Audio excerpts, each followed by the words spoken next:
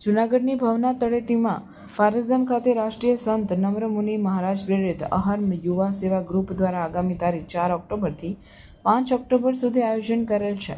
આ પશુ શસ્ત્રક્રિયા શિબિરમાં પશુપાલન ખાતાના રાજકોટ તેમજ જૂનાગઢ વિભાગના મદદનીશ પશુપાલન નિયામક, પશુ ચિકિત્સા અધિકારી, પશુધન નિરીક્ષકો તેમજ વેટરનરી કોલેજના નિષ્ણાંત પશુરોગ સર્જનો સેવા આપશે।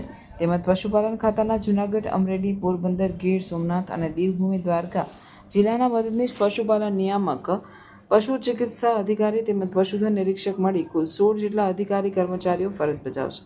તેમજ રાજકોટ વિભાગના બોટાદ, ભાવનગર, જામનગર, રાજકોટ, મોરબી અને સુરેન્દ્રનગર જિલ્લાના 24 અધિકારી કર્મચારીઓ ફરજ બજાવશે, જ્યારે જૂનાગઢ જિલ્લાના પશુપાલન ખાતાના કુલ 72 અધિકારી કર્મચારીઓ ફરજ બજાવશે। ઉપરાંત વેટરનરી કોલેજ જૂનાગઢના નિષ્ણાંત સર્જનો તેમજ ઇન્ટર્નશીપ તેમજ અનુસ્નાતક કક્ષાના વેટરનરી કોલેજના વિદ્યાર્થીઓ ફરજ બજાવશે। આ શસ્ત્રક્રિયા કેમ્પ માટે જૂનાગઢ જિલ્લાના તમામ તાલુકાના તમામ ગામોમાં બહોળો પ્રચાર અને પ્રસાર કરી શસ્ત્રક્રિયા યોગ્ય પશુઓનું રજીસ્ટ્રેશન કરવામાં આવેલ છે। રાષ્ટ્ર પરમ ગુરુદેવ શ્રી નમ્રમુનિ મહારાજની પ્રેરણાથી જે અહમ ગ્રુપ દ્વારા કેમ્પનું આયોજન થયેલું છે, એમાં જે અબોલ પશુઓ જેની સારવાર ક્ષેત્રીય કક્ષાએ પોસિબલ નથી એવા પશુઓને આઈડેન્ટિફાય કરવા અને એમને ઓપરેશન કરવાનો જે વિચાર હતો એ વિચારને ધ્યાને લઈ અને એમની જે પશુપાલન ખાતાને રિક્વેસ્ટ કરતા જે તાંત્રિક સહયોગ આપવા માટે પશુપાલન વિભાગ તરફથી અમને સૂચના મળી અને ત્યારબાદ માનનીય કલેક્ટર સાહેબ અને માનનીય ડીડીઓ સાહેબના માર્ગદર્શન નીચે આપણે દરેક જિલ્લાના દરેક ગામમાં પ્રચાર પ્રસાર કરી અને એવા પશુઓને આઈડેન્ટિફાય કર્યા છે। અત્યાર સુધીમાં જિલ્લાના 9 તાલુકાના જે પશુઓ છે 76 જેવા પશુઓ રજીસ્ટર થયા છે।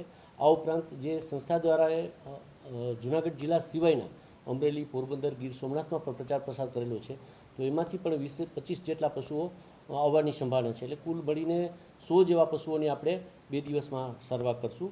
એમાં જે અમારા રિજિયન કક્ષાએથી જે 2 રિજિયન છે, રાજકોટ રિજિયન અને જૂનાગઢ રિજિયનના કુલ 112 કર્મચારી અધિકારીશ્રીના ઓર્ડર થયા છે, પ્લસ જૂનાગઢના જે 72 અધિકારી કર્મચારીઓ છે એ પણ 2 દિવસ સતત કામગીરી કરશે। એટલે આ તમામ અધિકારીઓ 2 દિવસ હાજર રહી અને આ પશુઓને યોગ્ય જગ્યાએ લઈ યોગ્ય વાતાવરણમાં એકદમ એસેપ્ટિક પ્રિકોશનમાં અને આઈડિયલ કન્ડિશનમાં એનું ઓપરેશન થશે અને એમાં એ પશુઓ વ્યવસ્થિત તંદુરસ્ત થઈ અને એમની સારવાર કરી અને વધારાની દવા જે છે પાછળના પોસ્ટ ઓપરેટિવ દવા એ પણ સંસ્થા તરફથી એમને મળનાર હોય। આમ આ કેમ્પ ખૂબ સારી રીતે આયોજન થશે એવું લાગે છે। પ્રણામ, આપ સૌનો ખૂબ આભાર કે આપ બધા આજે અહીંયા ભેગા થયા છો। રાષ્ટ્રસંત પરમ ગુરુદેવ શ્રી નમ્રમુનિ મહારાજ સાહેબની પ્રેરણાથી એક ભવ્ય પશુ શસ્ત્રક્રિયા શિબિરનું આયોજન કરવામાં આવી રહ્યું છે।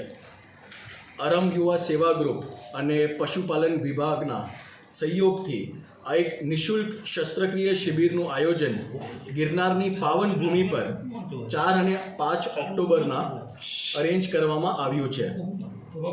છેલ્લા ઘણા મહિનાઓથી પશુપાલન વિભાગના અધિકારીઓ અલગ અલગ ગામોમાં જઈને ત્યાંના જીવોની, અબોલ પશુઓની જે પણ પરિસ્થિતિ છે એનું સર્વે કરીને જેને સ્પેસિફિકલી સર્જરીની જરૂર છે એ બધા જ પશુઓને 4 અને 5 તારીખે એક ભવ્ય મંડપની અંદર શસ્ત્રક્રિયા સેવા આપવામાં આવશે।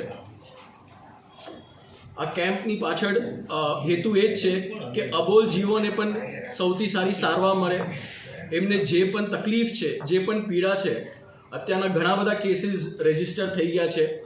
હું અહીંયાના DHO અને અમારા નોડલ ઓફિસર પાનેરા સાહેબને રિક્વેસ્ટ કરીશ કે જે અત્યાર સુધીના કેસીસ રજિસ્ટર થયા છે એની થોડી માહિતી આપ બધા સાથે શેર કરે।